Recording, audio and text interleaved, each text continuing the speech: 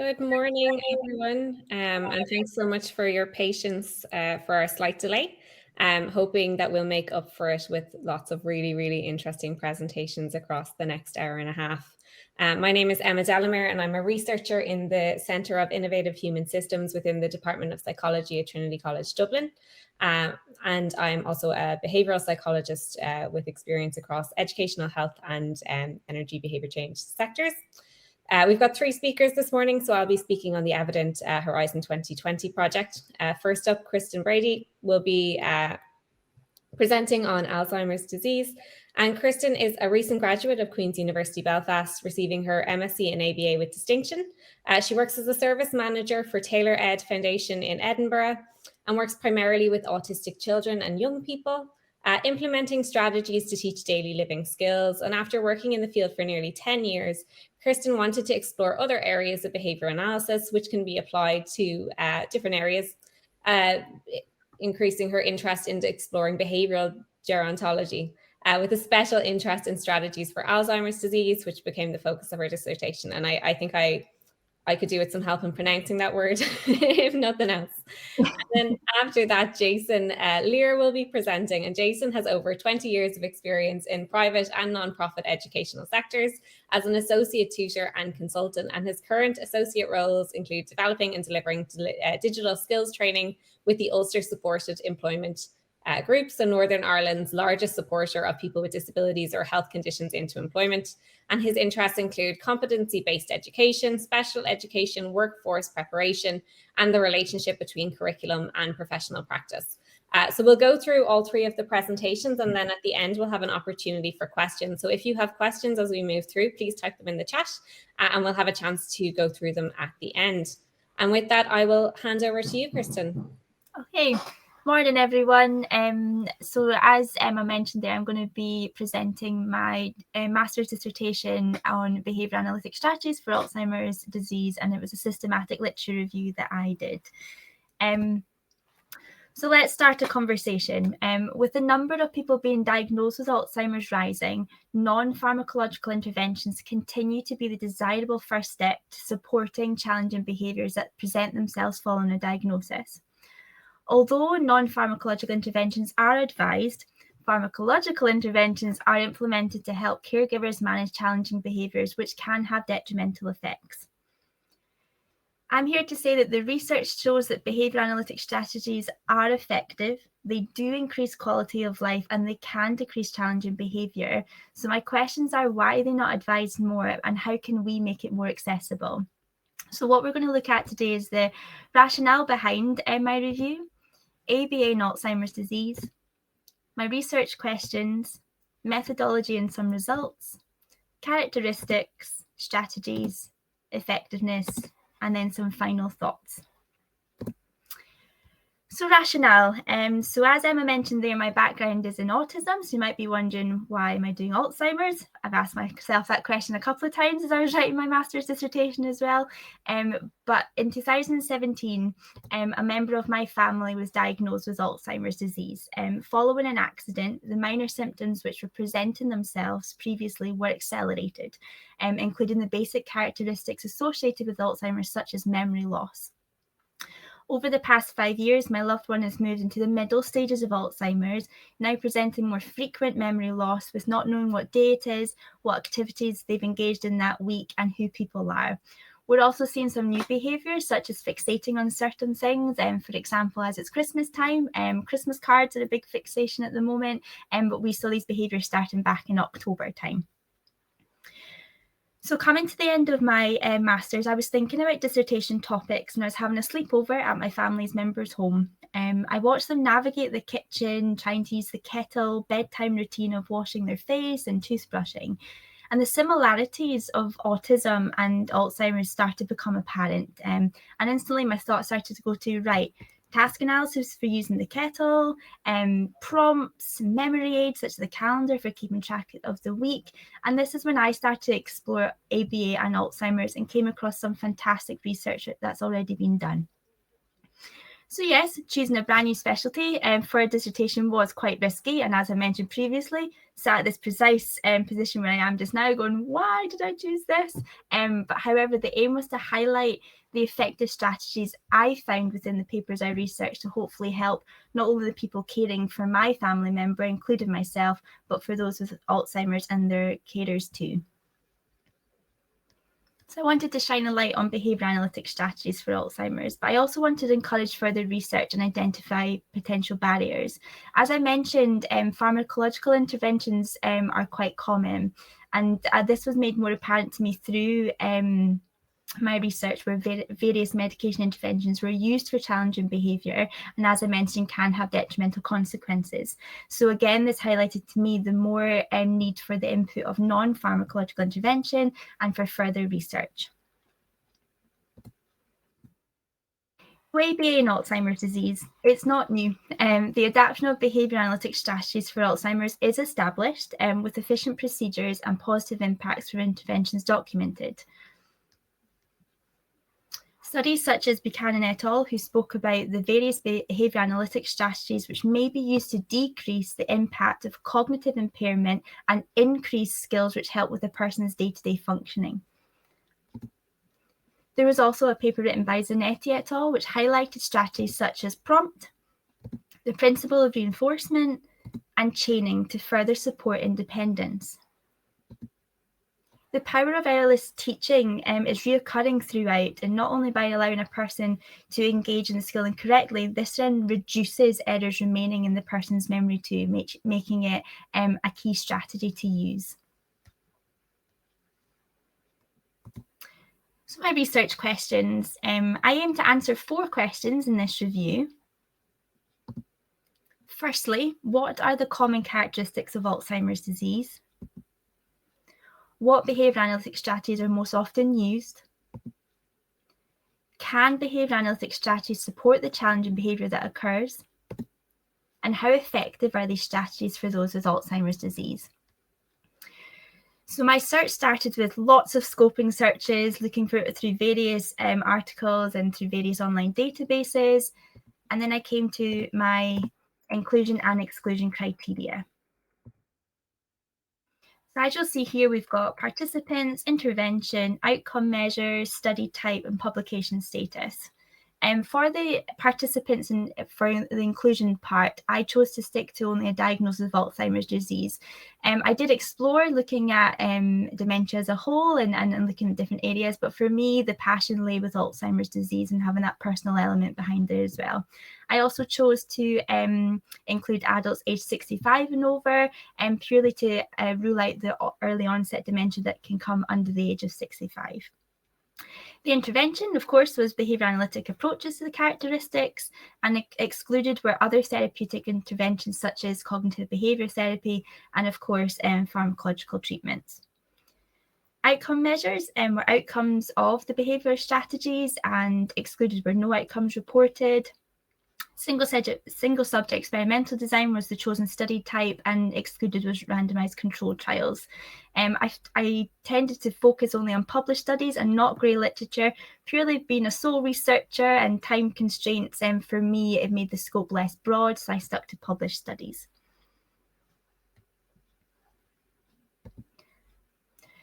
So here you can see the kind of process that I followed, and I started with 277 papers identified through database searching, an additional 66 through hand searching, leaving me with 269.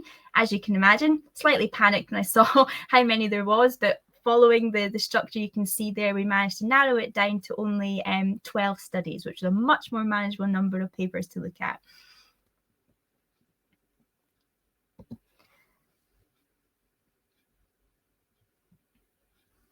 So much like all research, as we'll all be aware, I'm sure there was problems that I came across.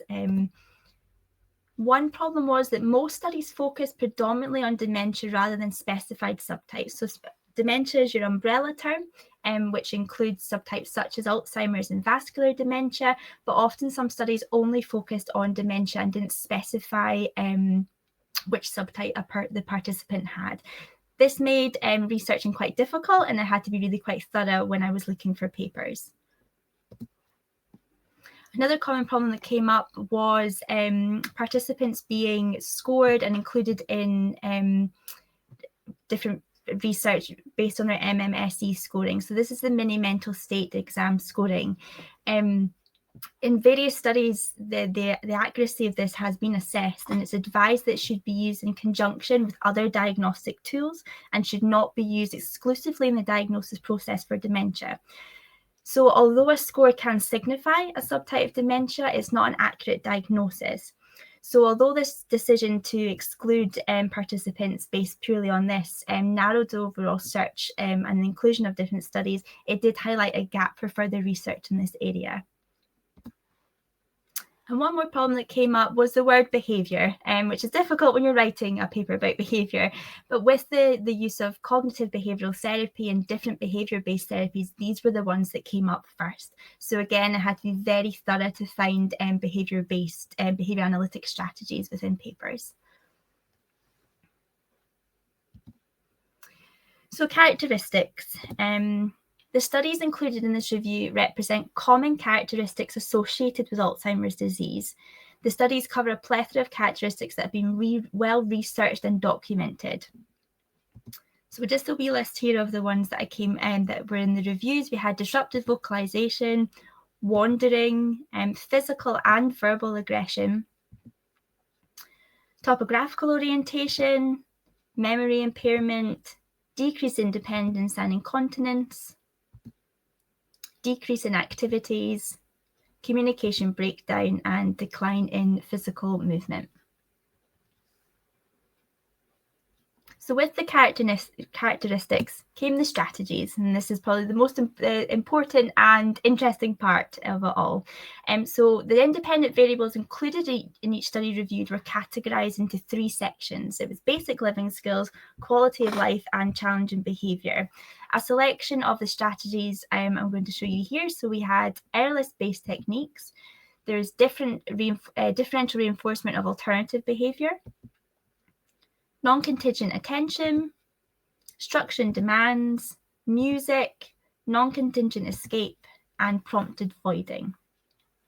So to look at these in a little bit more depth, Adkins and Matthew used prompted voiding to decrease urinary incontinence in participants. A DRA schedule was implemented for a woman who engaged in disruptive vocalizations, which saw reinforcement delivered for appropriate vocalizations. Non-contingent attention was applied in the same study to a gentleman named Derek who loved to go for a wander. He loved to have a walk around, leave his care home, which is obviously quite alarming for the people looking after him. The caregiver increased the social time that she spent with him, which in turn decreased his wandering behaviour. Challenging behaviour was the focus of Williams et al. Study, which implemented structuring demand sentences differently to decrease the problem behaviour of their single participant, Mary, who had an Alzheimer's diagnosis. Mary often raised her voice and protested when demands were placed on her in situations such as personal care. The intervention implemented involved restructuring demands as questions and giving Mary a choice of options to reply with. The example used was, Mary, I need your help with something. We have to do this, place the demand, whether it's brushing teeth or something like that. Would it be better if we did it this way or that way? So giving her a choice on how to answer.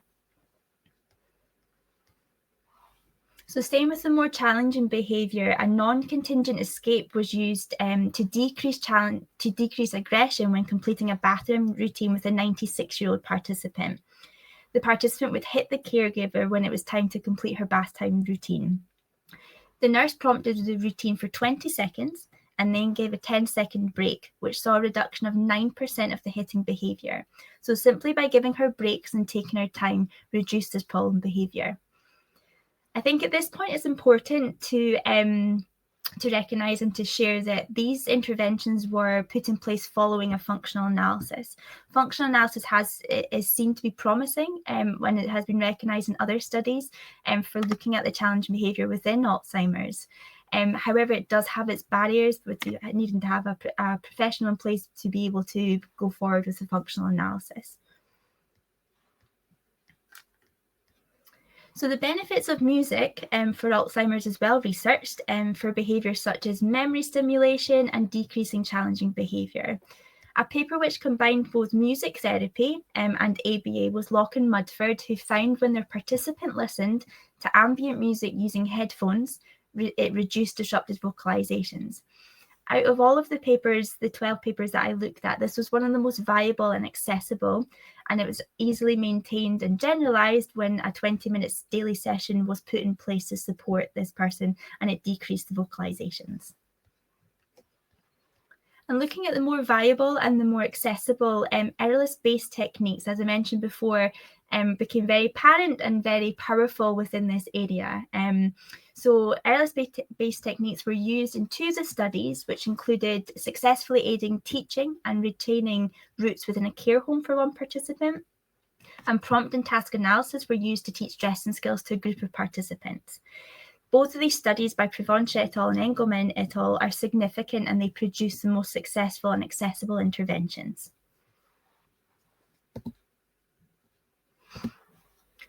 So how effective? To meet the criteria of a positive outcome, the dependent variables are to be met following an intervention. So this very orange pie chart that I have here, it shows that 9 studies, so 83.3%, produced positive outcomes, while 3 produced mixed outcomes, and there were no studies that presented a negative outcome. This was fantastic, looking through and seeing all these effective strategies. However, I think it's really important that we now explore the barriers and where the difficulties come in place, putting these strategies in place. So effective, yes. Without its barriers, no. So generalization and maintenance first. 50% of the studies did not include maintenance measures. Measures were included in the studies where it was deemed easy and accessible, such as the dressing targets, the listening to music targets.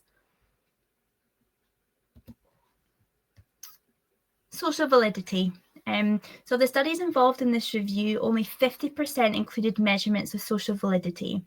Missing areas within the studies included interventions implemented by people typically in charge of the participants and information regarding consumer satisfaction. So though it missed these elements, it did have the elements of socially important behaviours and interventions that were implemented in a natural context.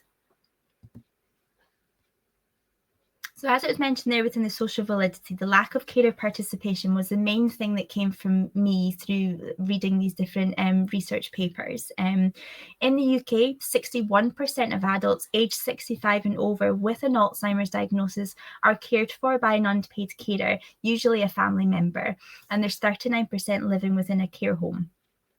Within the studies selected for review, only 3 out of 12 involved an unpaid carer or trained carer, such as a nurse implementing behaviour interventions. This is important to highlight for 2 reasons. The impact on caregivers.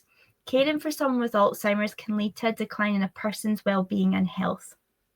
When introduced, behaviour analytic strategies have a positive impact on the individual, but also for their carers. In turn, a carer providing strategies can decrease both the individual and caregiver anxiety, leading to more positive interactions with loved ones. And this has been recognised in a few studies. Secondly, consistency. So as we all know, when we put a behaviour intervention in place, we need it to be consistent, and this increases the volume at which the intervention is used and the probability of the treatment being successful. And accessibility problems. Obviously working within this field, I knew the journals to go and look at. I knew the websites to go and look at or where to find information about this. However, someone out with the field of behaviour analysis, where do they find this information? And also, how accessible are these papers? So I've thrown a lot of jargon at you there of non-contingent escape and reinforcement schedules and different things. But how can someone out with this field find this? So for me, that was a barrier that came up as well.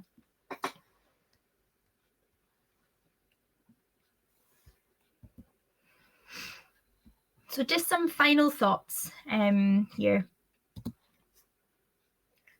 So the study was able to identify behaviour analytic strategies that can increase quality of life and independent engagement in basic living skills and strategies to support the reduction of challenging behaviour. The literature showed promising interventions that can support the reduction of challenging behaviour, leading to a decrease in medicinal input.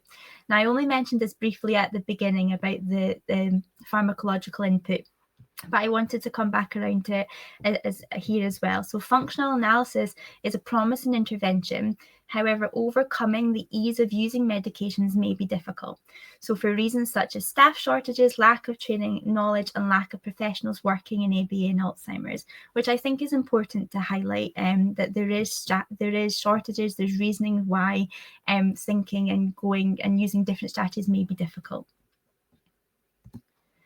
So this is where the simple techniques used within the framework of ABA, such as errorless teaching, prompt, modelling and task analysis, can effectively re-establish old skills and regain independence. This was clearly seen within these papers.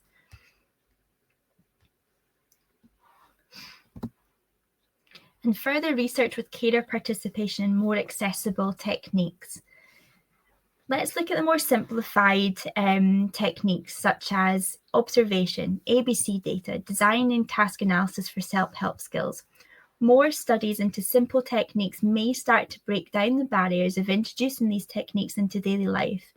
And it should be noted that behaviour analysis may be successful with Alzheimer's diagnosis as it is with ASD as well. So with all that in mind, I've asked the questions, I put it out there. My aim of this was just to start a conversation about it, and I hope that I've managed to do that today. Thank you very much for listening. Brilliant presentation, Kirstin. So interesting. Thank you so much. I'm going to just share my screen now. Okay. Tough act to follow, but I'll do my best. Super. So I'm here this morning to talk about the evidence serious games, so serious games for energy efficiency, and looking at the role of behavioral analysis in the development of a specific serious game called the evidence serious game. And as I said earlier, my name is Emma Delemere, and I'm a researcher in the Centre of Innovative Human Systems in Trinity College, Dublin. So the evident project within which the serious game is kind of being conducted is a Horizon 2020 project being conducted between 2020 into 2023. Very well timed in the context of the current energy crisis. We kind of got in a little bit ahead of that. So we have 9 different partners from across Europe, from 5 different countries. You can see on our map there. Primarily our partners are in Greece, with also inclusion of the JRC, who are a policy-making arm of kind of the European Commission, and then an energy provider from Sweden. The consortium consists of economists, IT professionals, 2 energy providers, policy people, so really mixed approach in terms of different skills coming together, and then with TCD bringing in the behavioural kind of perspective there as well. And the real overarching aims of evidence is really to explore the role of behavioural factors or behavioural insights in energy decision-making for consumers within residential contexts. So the overview of this current presentation, so what we're going to do is we'll just have a look at challenges to making meaningful, maintainable energy change, looking at some novel intervention approaches such as serious games. We'll discuss our systematic review, which we conducted of behavioural change techniques in serious games for energy behaviour. We'll look at how the evidence serious game was developed and some of the usability and acceptability analyses that have been conducted so far, and look at some next steps. So as we know, consumption of energy around the world is continuing to rise. And when we consider that in the context of all these fantastic technological advancements that we have, it becomes really clear that technology alone isn't sufficient to reduce energy consumption. There's only so far we can go. In response to this, what we really need to do is we need to support humans to engage with that energy in a different way. So the only real way we can reduce that energy consumption any further is through human behavior. If we think of some of the common problems that we come across within climate change, a lot of those are contributed to in a huge way by human behavior. So if we look at pollution, if we look at deforestation, if we look at waste again, and fast fashion, all of these things have a large portion contributed to by the behaviors of individuals. And it stands to reason in that context that interventions to reduce these things should consider the role of human behavior, or should seek to support humans to engage in more efficient behaviors. However, within energy behavior change interventions, engagement is a huge challenge. So it's really hard to get people to buy in and to participate in these interventions, and it's really hard to get them to do that over time. And some of the reasons within the research for this engagement challenge, you can see on the right-hand side of this slide. So the first being high temporal latencies. So the gap between behavior and consequence is really, really long for energy behavior. So for example, if I was to leave the immersion on today all day, I wouldn't heed the consequences of that until my energy bill arrives, which may be 2 or 3 months down the road. So it's really that really long gap kind of prohibits people from developing strong contingencies and getting feedback on their behavior that allows them to adapt in a more meaningful way. You can see below then, there's also a huge difference between the response effort versus the consequences or the savings that you make. So that matching law coming into play there. Oftentimes to engage in these energy behavior change, it requires a huge amount of effort. You're changing your habits. It requires a lot of conscious thought. It requires a lot of people to do the same thing if you're living in a house with many people. And the savings tend to be minimal. So for example, if I make a concerted effort to turn off the heating for half an hour a day, I might save a couple of euro at the end of my bill, but it's not a huge amount, and I might be freezing, sitting there in loads of jumpers. Huge amount of effort versus very minimal savings. And then finally, motivation. So there's a high degree of ambivalence and consumer ambivalence around energy behavior, which is a real challenge. It's kind of an invisible cost, so it's very hard to make it very salient for people to, other than those kind of contexts within when you receive your energy bill. It's very difficult to get motivation. It's very difficult to get buy-in. And one solution to this engagement challenge are serious games. And serious games are really just the application of gamification within an educational environment. So you're using gaming to support behavior change. And some of the advantages of serious games are that they have been found within systematic reviews to lead to increased engagement. So 2 recent systematic reviews, Wu et al. In 2020 and Johnson et al. In 2017, finding really positive results for serious games for energy behavior change, really great engagement. Serious games also give you greater control over experimental conditions. So you can really plan what you want to test within the serious game and control for it. And you can also test things that aren't necessarily available within the natural environment. So for example, if you want to compare consumer behavior in a choice context and you want to have very specific choices, so an A-rated, a B-rated, and a D-rated appliance, they may not be available in a store. Within a serious game, you can kind of control what you present and what is available. And some examples you can see of serious games on this slide. So they kind of take lots of different forms. At the bottom, you can see a point and click game where you would click on different things and you would get kind of information or feedback. Bottom corner, you can see kind of a tabletop type of game where it's more about conversation, group learning. And then the top right, you can see then more of a digital kind of slightly more complex type of game. So when looking within evidence to develop the evidence serious game, we first started by looking at the literature. So we conducted a systematic review and content analysis of past serious games which sought to address energy behavior. So what we did was we looked through 7 different databases which searched terms pertaining to serious games and energy efficiency. From that, we found 21 different serious games that had been conducted in the past, and we conducted a content analysis of these. And for the content analysis, we used the behavior change techniques behavior change taxonomy version 1, which is a taxonomy of behavior change techniques. That one was selected due to its kind of standing within the literature as being a very strong taxonomy to use. While it is broadly consistent with kind of behavior analytic terminology and approaches, there are some aspects of it that are somewhat incongruent or use slightly different language or approaches within that, but broadly kind of matched our aims in terms of looking for a tool in the absence of there being a suitable behavior analytic taxonomy available. So the results of this analysis, so the content analysis specifically, of the 21 games we found, for residential games, so for people within houses, families, that kind of thing, we found 10 games that resulted in reductions of energy consumption of 15.2% on average. For educational games or games based within public settings like museums or kind of open buildings, we found 3 games and they reduced energy consumption by 9.9% on average. And then commercial settings, we found 8 games with reductions of about 18.4%, so much larger within commercial settings, oftentimes because the energy use could be a bit more controlled within the office settings. Someone could just turn off the power at the end of the day.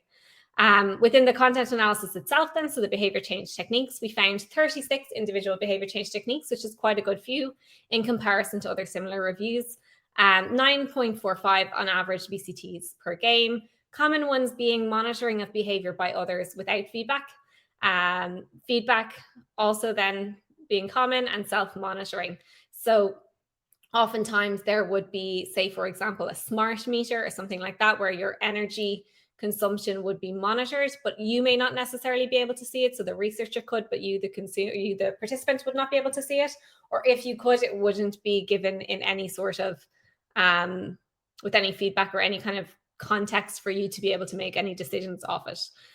And a key finding we found from the content analysis was there was a real lack of alignment included across behavior change techniques that behavior analysts might kind of immediately identify. So for example, the absence of feedback for a lot of the monitoring, an absence of kind of consequences, a lot of kind of the absence of cohesion across a lot of the interventions. So a lot of interventions kind of thrown within a serious game, but not necessarily meaningfully applied, and not necessarily coherently seeming to impact behavior.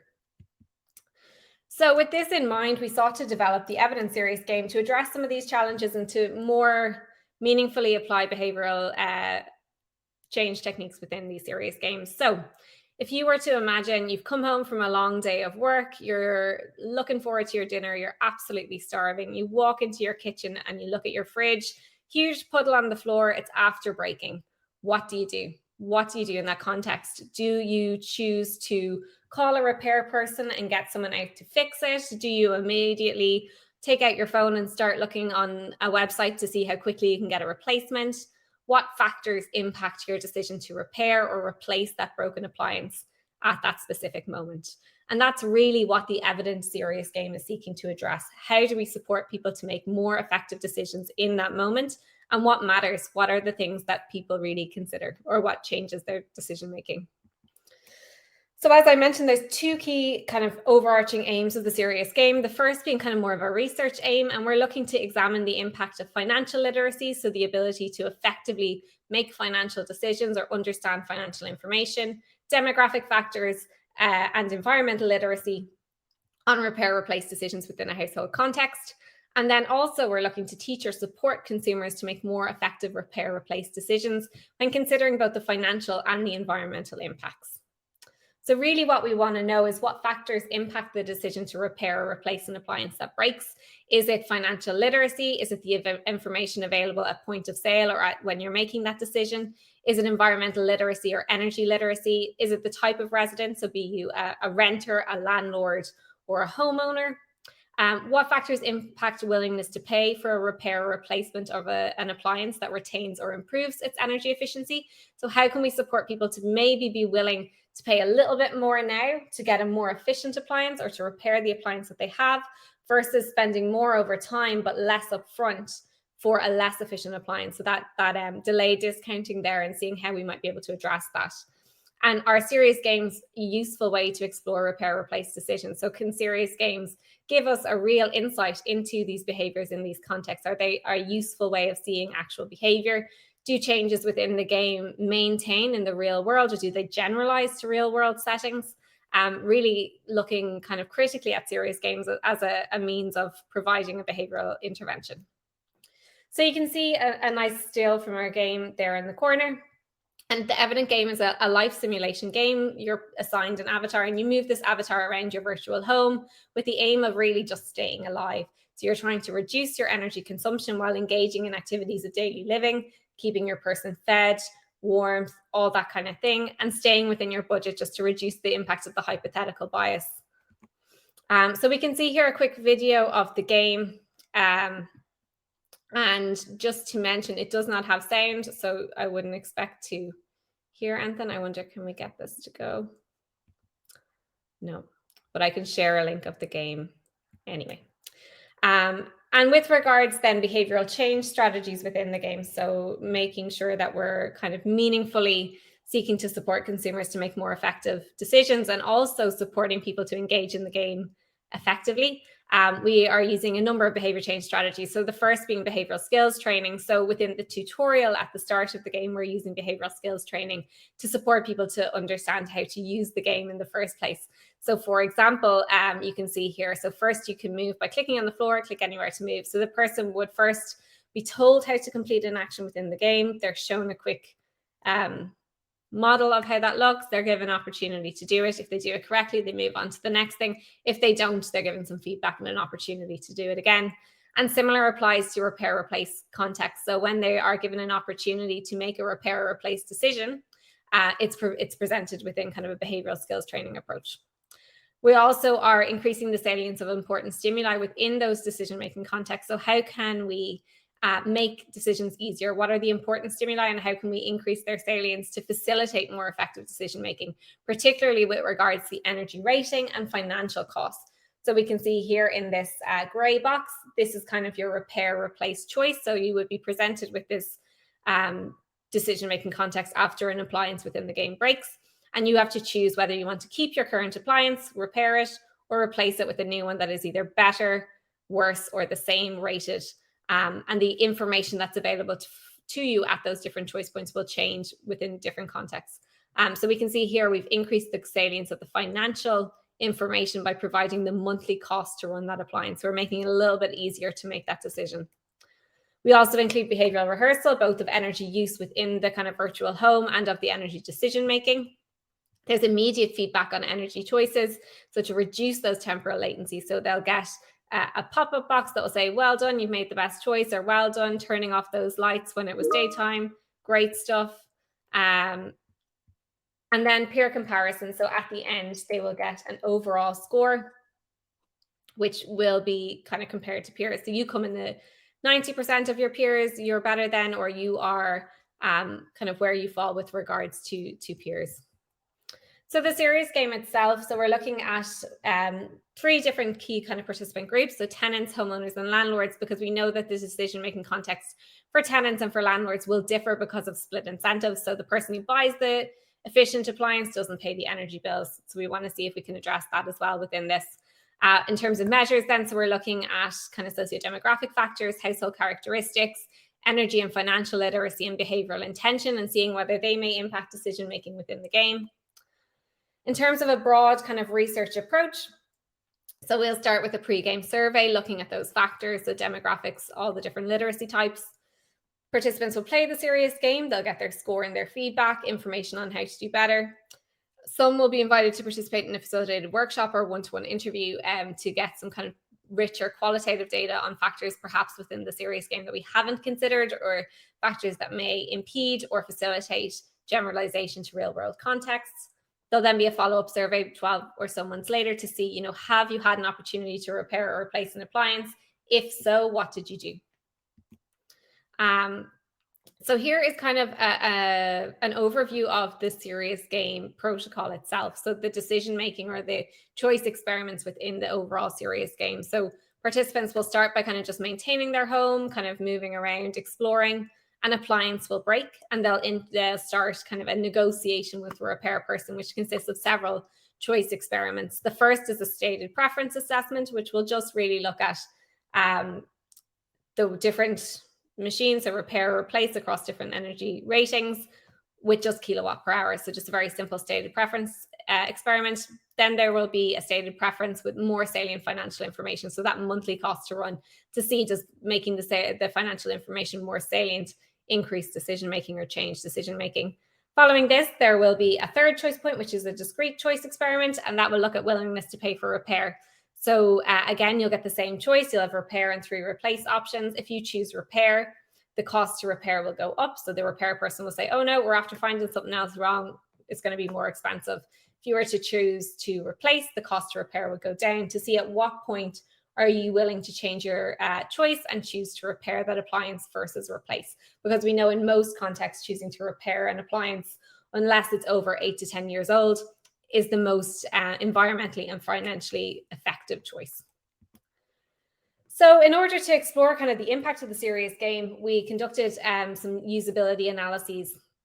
So these consisted of kind of co-located peers playing the game, and they would have a survey at the end of the game, and then they would participate in some focus group discussion to see kind of what factors we might need to consider either adding to the game or just general repair replace context. So we conducted 5 workshops across lots of different areas. So 2 were with county councils, 1 was in a low household income area, 1 was with a large employer, and 1 was with kind of university students.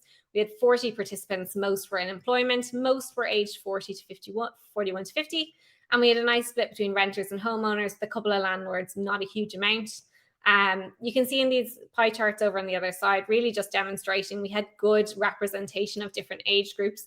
We know within the serious game literature and the energy behavior change literature, low household income families are underrepresented, as are senior citizens. So we wanted to make sure that we were adequately representing those 2 groups. So we can see in these charts, we did get lots of participants there to kind of reflect their views within the development of the serious game. And then looking at the kind of usability, so you can see in this chart just the usability of the game over time. And we found across the series of workshops that we conducted that the usability did increase, and we could address meaningfully some of the key challenges that arose. We also wanted to explore the player experience. So no one wants to play a game that's boring or that's too difficult to understand. So we wanted to make sure we could address that proactively before we fully launched it. So again, we could see kind of a trend towards it becoming easier to use, more enjoyable over time.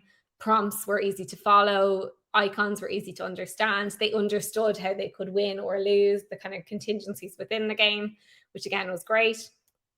In terms of then the qualitative data, so on repair replace, some of the key themes that came up were just practical challenges getting a repair. So getting a repair person who's willing to come out being really challenging, and some of the key quotes in the green bubbles there.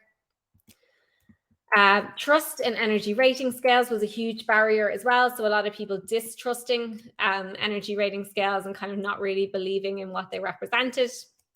And then inequality and access to information or understanding. So if you have a lot of burden, if you do not have the time to look up all these things, or if you don't have access to that information, it's very difficult to know what choice to make. So you can kind of see that in the top quote here. So if I'm constantly working to survive, the last thing I'm thinking about is my energy consumption. So kind of inequalities in those contexts. Again, another key theme being responsibility. So there tends to be a huge push of responsibility onto the consumer versus the company, and a lot of challenges around that. So you can see we don't have the bandwidth with the energy crisis and everything else to consider this stuff. And then repairing to increase energy rating as another opportunity really for people. So if you can repair but also increase the rating of the appliance, that would be super. A lot of people kind of voicing that as, why not just repair when you can repair and make it better. Barriers being financial costs. So if you don't have the money up front to pay for the more efficient appliance, there's not really much you can do about it. You have to choose within those financial limits. And literacy and education. So not everyone has the literacy levels to understand how to make these decisions, to understand the information at point of sale, and also to apply for grants. So a lot of times with grants, there's a huge amount of literacy level to understand how to get the grants, how to fill out the forms, how to correctly do them, and the bandwidth as well to just access and do all of these kind of administrative activities. So that's a brief overview of the Evidence Series game. We're hoping to launch it shortly after Christmas, and it will be available online on the Evidence platform, where if anyone is interested, you're more than welcome to come and have a look at it and see kind of how we've integrated those behavioral aspects. If you're interested, you can follow the project on social media or sign up to our newsletter, and then you'll find out when the game is released that it's available and how to get into it. Thank you very much for your time. Very much appreciated. I'll stop sharing. Super. So Jason, over to you.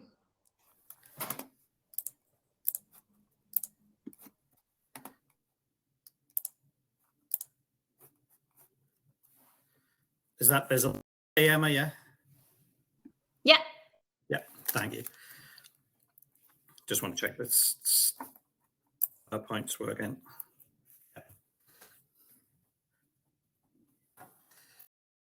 Everybody, thank you to Queen's University for having me along for my presentation today.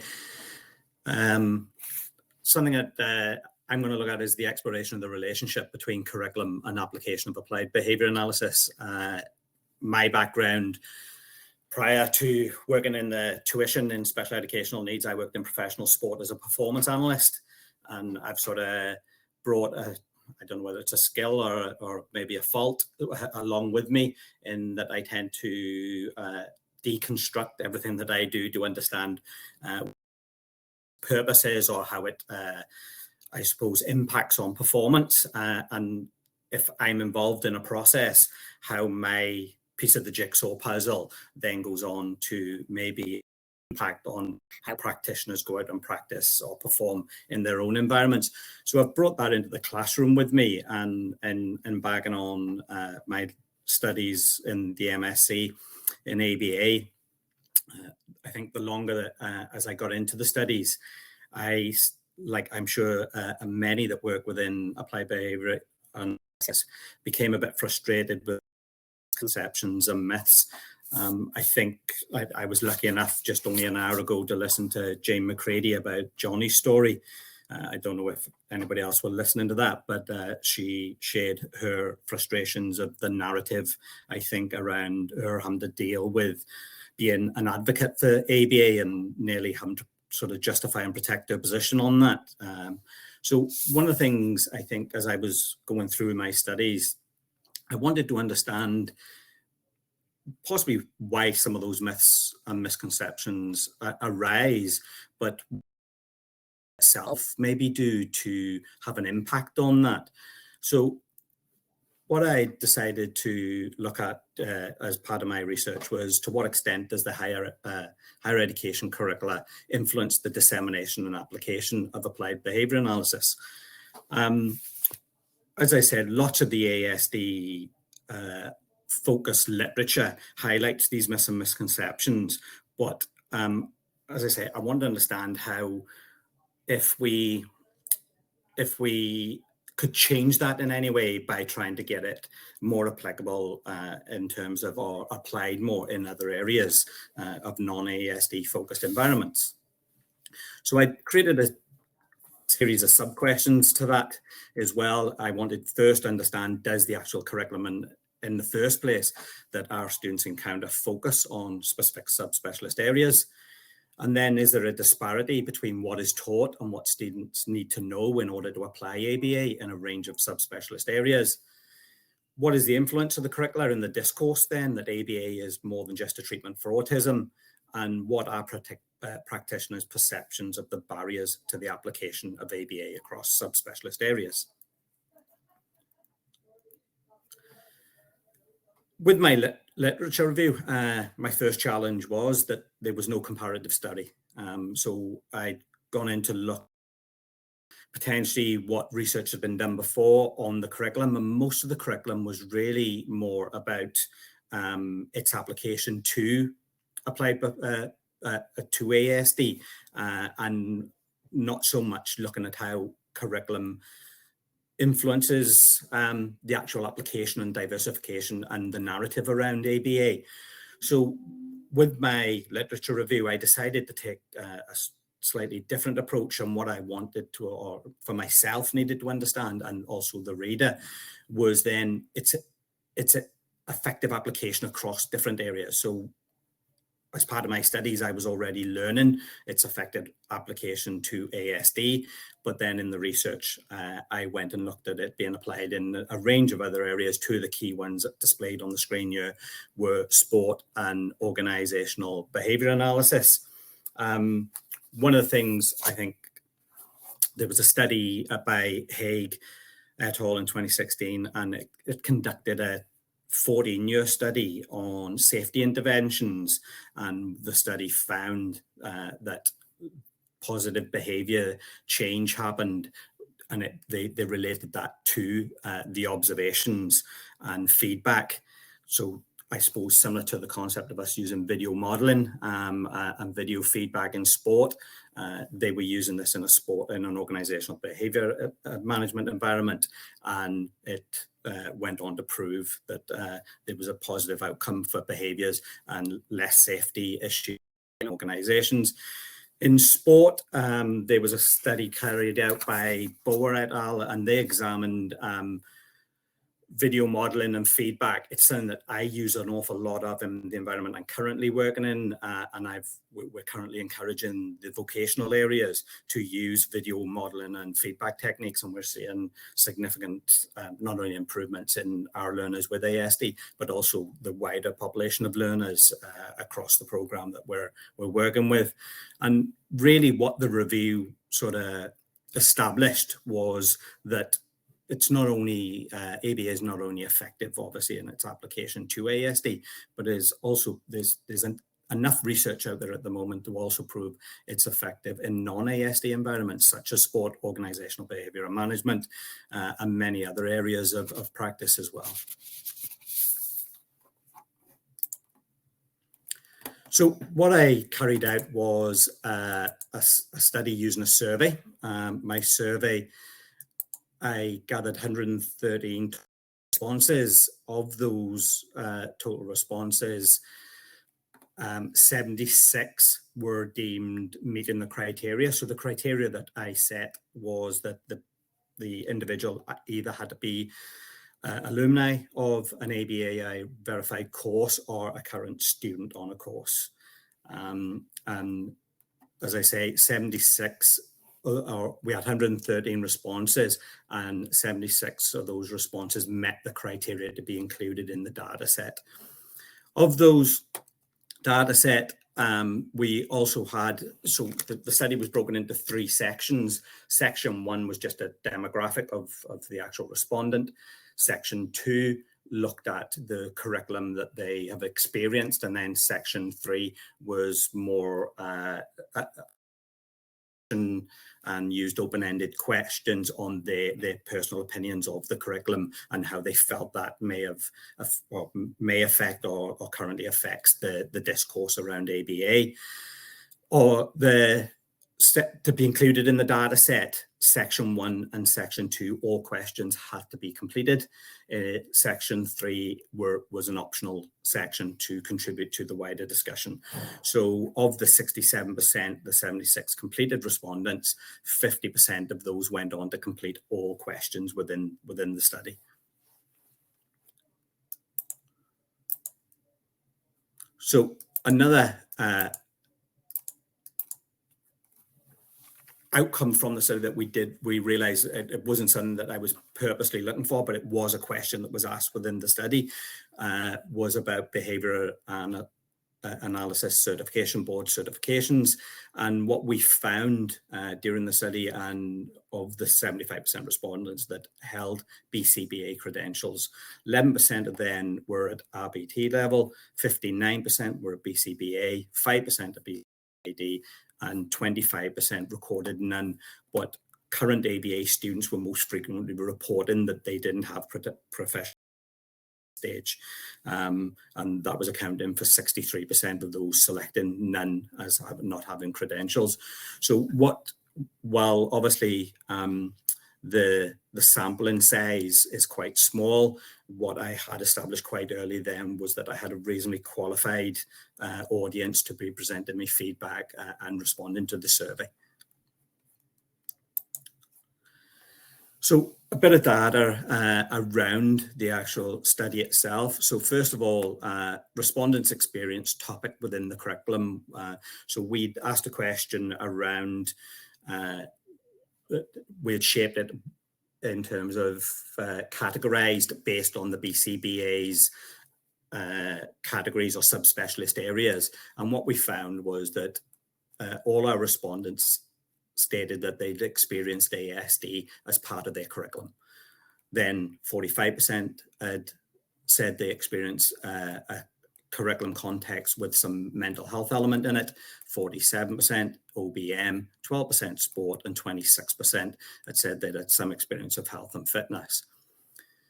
We also asked then respondents in terms of currently applying or confident they can apply ABA in any particular subspecialist area. So based on their studies, going on to practice, do they feel that the curriculum actually set them up to be able to apply the skills that they've developed in any area across those subspecialist areas that we'd identified. And 98% stated that they did feel that they could apply them confidently to ASD. With mental health, 49% felt they had the skills to be able to apply it in mental health area, 37% with OBM, 10% in sport, and 24% in the area of health and fitness. And obviously the opposite side of that, and I think it's important that we highlight this as well, is that then that's leaving small amounts of people in terms of them saying then that they didn't have a skill set to be able to apply. And I think down in this sort of area here, you can see 90% saying that they didn't feel that they could apply ABA in a sport context. 76% said that they didn't feel they could apply it in a health and fitness context. We also asked respondents about their estimated mean percentage of course dedicated to subspecialist areas. So we looked at, we used a sliding scale, and the sliding scale could only amount to 100%. So they populated how much of their course they felt was dedicated to any one particular area. And as you can see, the obvious one there is ASD with 67.8% coming out as the quantity of curriculum that's dedicated to ASD. And while others did state that they had experience of mental health, OBM, even though they had 49%, it only accounted for 3% of the actual curriculum itself, whereas we can see then with sport and health and fitness that the respondents were saying that they felt that only accounted for 0.3% of sport and 1.1% of health and fitness. So what we were finding were that the respondents in their experience of the curriculum were obviously focused on ASD, but any other examples of its application in a broader context were very, very limited in most of the curriculums that they had experienced. So from the study, there were 6, I suppose, key findings. Similar to Norman and Cohn's 2013 study, we found that current graduate programs really didn't prepare students to work in any other context other than autism.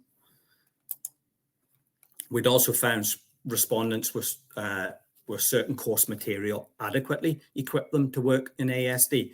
So for one of our questions, whether there was a disparity between what is being taught and what students need to know, then this implies there is no disparity on the understanding that many students were enrolling knowing that they were actually enrolling on a course that had a subspecialist focus on ASD.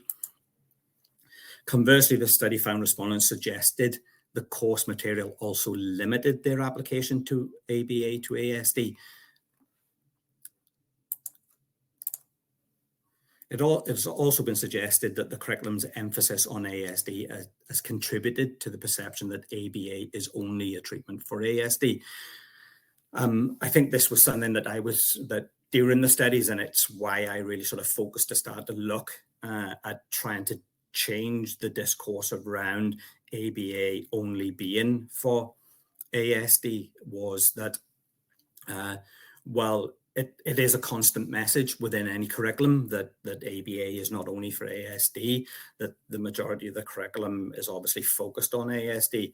So then obviously the shaping of industry is usually shaped by what we learn, and we go on to practice and apply those skills, that then we are forming the narrow scope of practice around ASD. And whether, I suppose one of the questions springing out of this research is whether if we have the power as a curriculum to be able to shape or reshape that to broaden its application, and then maybe obviously create a wider voice and a larger vocal point that ABA is an effective science across ASD and a wide range of subspecialist areas as well. There's no evidence, the study, and we found no evidence suggests that students are being misled in any way when they're signing up for courses, because as I say, all curriculum descriptions clearly outline that developmental problems as the main area of study. However, what I would say is, well, that when I was doing the research, many of the course descriptions also highlighted its application to other subspecialist areas. But when we refer back to the actual research data, it's very minimal in terms of what is actually delivered on the curriculum across other subspecialist areas other than ASD. And one thing that I would say we also found is that most respondents, when they were answering the open-ended questions, expressed themselves in terms of applying their theoretical knowledge in practice. So all the responses tended to lean around what they had learned on their course was literally exactly how they went on to practice. So everything was around ASD, and we had explored whether there was an ambition to learn more in other areas, and they were some of the other key findings. But as with every study, we have our limitations as well. So we were constrained by the fact the study did not delve deeper to see whether respondents believed the course content was not as expected. So while we were asking those questions around disparity, there was no really follow-up questions to feel whether they really expected to have other content or more content in non-ASD focused areas. There was a lack of comparative studies from which to draw guidance and learn. So initially we were, I suppose, a bit blind in how we approached the study. Although I must say, after a lot of guidance from my supervisor, I was able to frame something that seemed to work for what my hypothesis was in trying to understand this. And then there were the limited sample size. Obviously, as a result, this survey is not statistically significant enough to draw any definitive conclusions, but I think it sort of highlights the need to maybe start to look at how curriculum, I suppose it's that concept that it's the obvious question that curriculum will obviously shape how we go on to practice, but then does that not then give the other side of that coin that we have the power to maybe shape how ABA is practiced in a wider context? So as I say, we can see there the study shows how curriculum context shapes this professional practice. Is it possible as well to teach the science of ABA addressing the needs of the ASD practitioner and at the same time broaden its application to subspecialist fields? Because I think one of the things that I was concerned about as I was going through the study results was if we are to remove elements of the ASD focus from the curriculum, does that erode the quality of the course in any way? Does it erode the quality of the practitioner going on that is working in the ASD focused area? So that's obviously some of the key questions and challenges that are left behind after the study in terms of their questions. Maybe need more research and be able to get a wider understanding of if the curriculum, or if there were significant changes with the curriculum to support the development in other areas. How does that then affect the ASD practitioner, which realistically is a very, very key role within this science? There is an appetite to include more examples. I think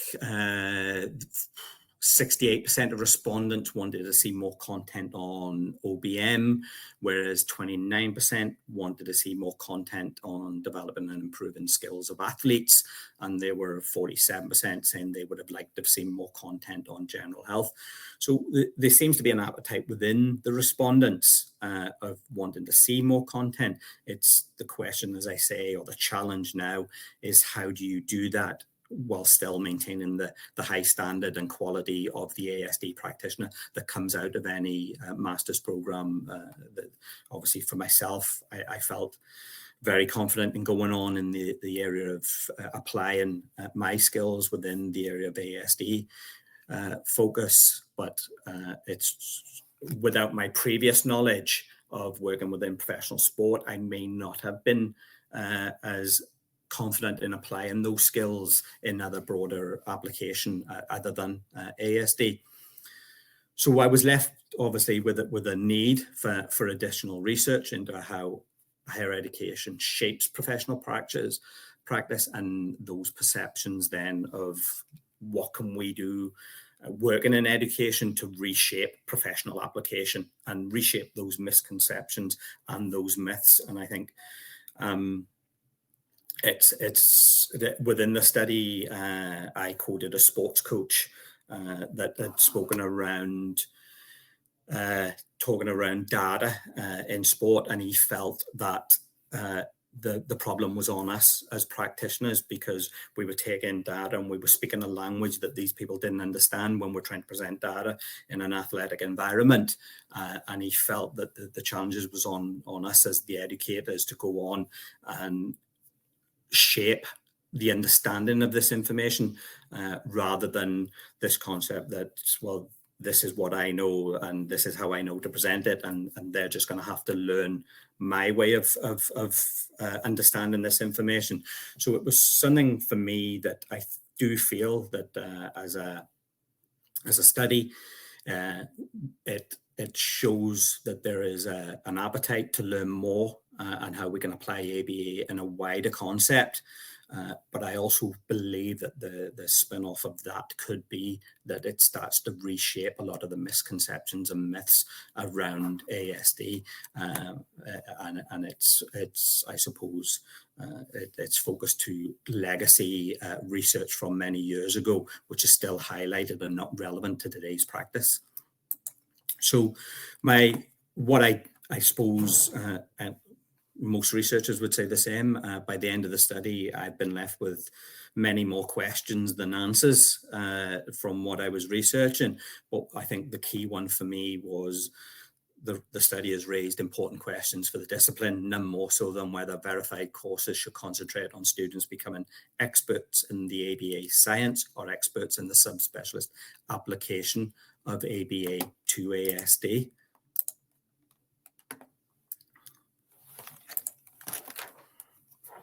And as with everybody else, I would invite any questions.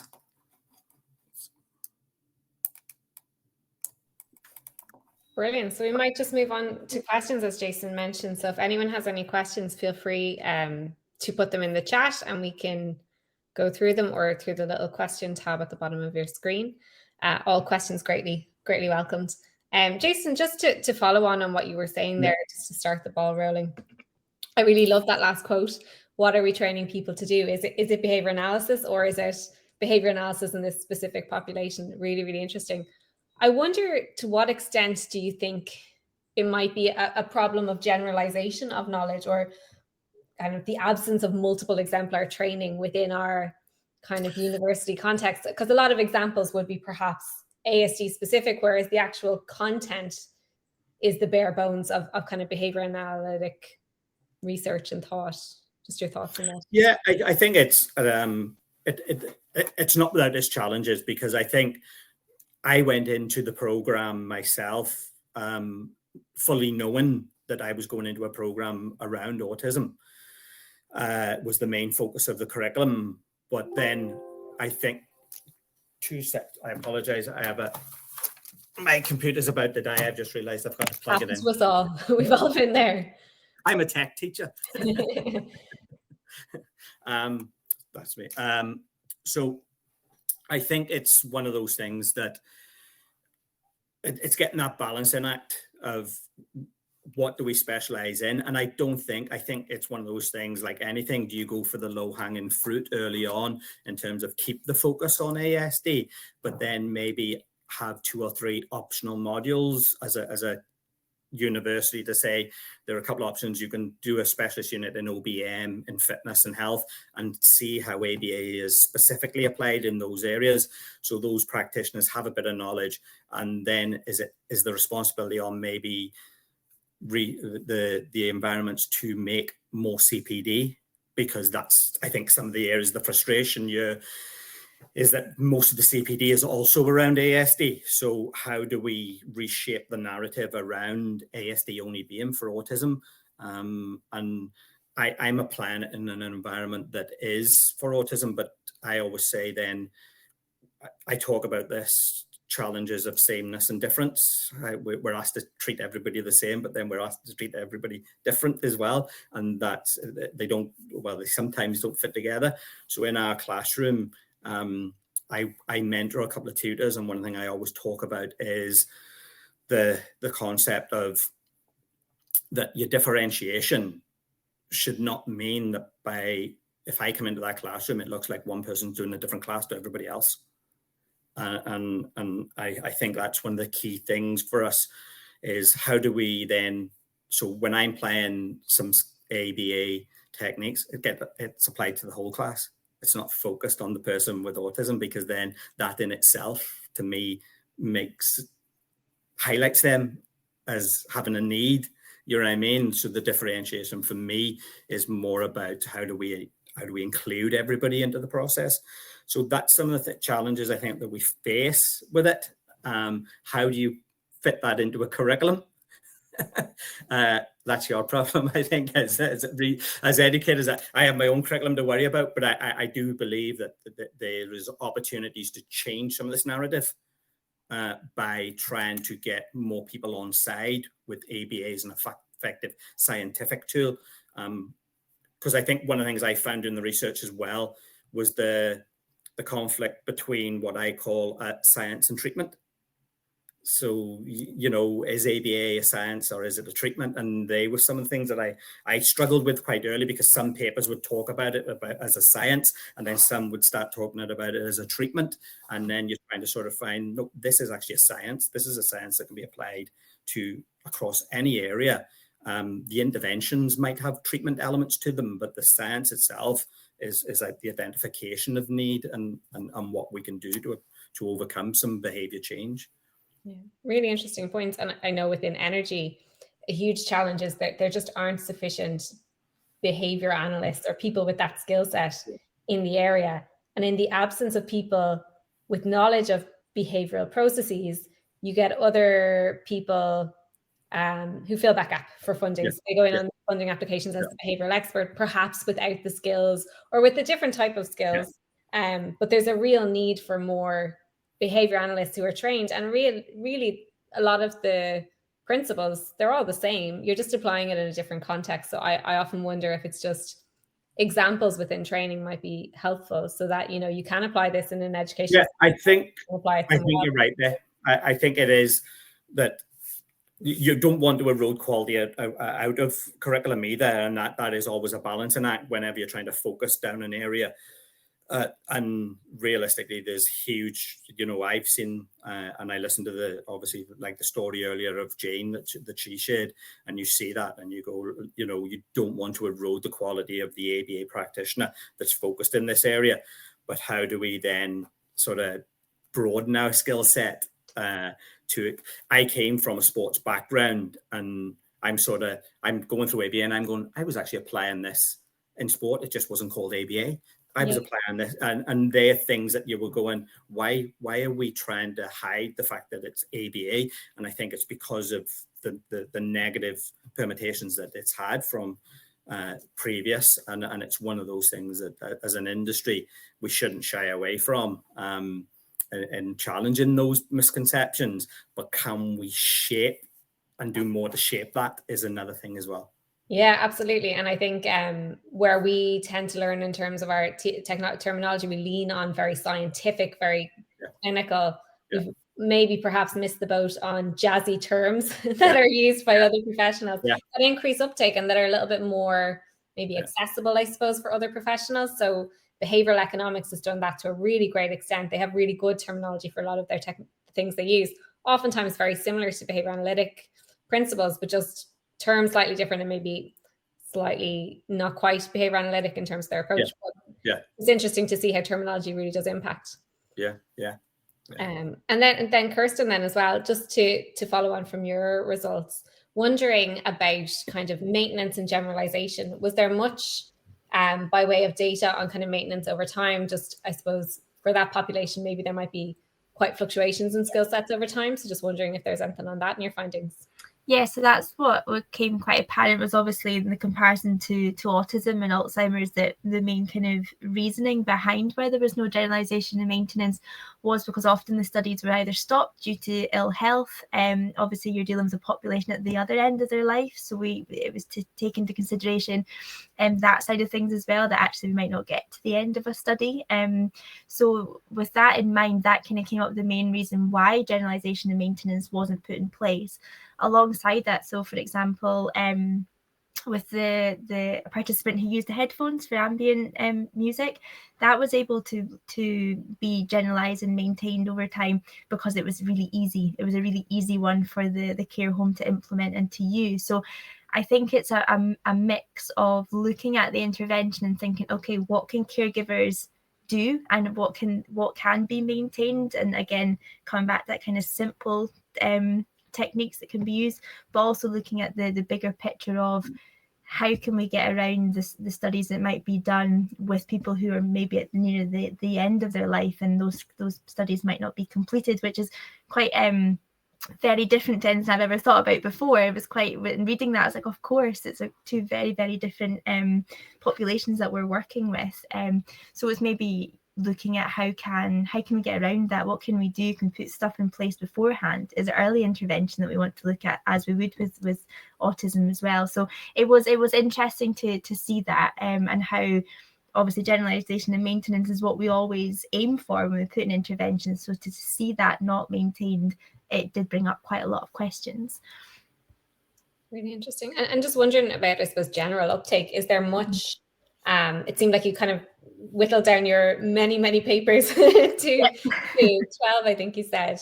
Wondering about just general uptake. Is there much by way of people working in kind of these settings with behavior analysis across the world, or is it still kind of emerging? I think behavioral gerontology is used and is across. For the UK in particular, I'm only really aware of one organisation that are delivering these types of interventions. I think it's still a very quiet use. It's not being used very much. But for this one organisation I'm aware of are doing fantastic work, and they're rolling out behaviour training and different modules that you can do as well to start opening that conversation. So I think it's moving, and I think it's just, again, looking at how we deliver it, the jargon. Jason, a wee bit about what you were saying, changing the words a little bit of what we use and how we put it in place. Across the world, I didn't look into as much. I kind of focused on the UK, but for the UK, I know of just the one organisation that is working and doing some fantastic work in this field. Brilliant. So it's so interesting to see applications in different environments, and so meaningful, the changes that you're kind of reporting on for generally simple-ish kind of interventions. It's huge impact. It's really cool. Mm-hmm. And just a reminder, I suppose, if anyone has any questions, do put them in the chat. More than happy to maybe I'll save one there. Super. Okay, so if there's not any more questions, then we might draw the session to a close. I think everyone would appreciate the extra couple of minutes to grab a cup of coffee. So thank you very much for joining us. Thank you, guys. Thank you everyone for presenting. Enjoy the rest of the conference. Thank you. Thank you. Bye. Thank you. Bye-bye.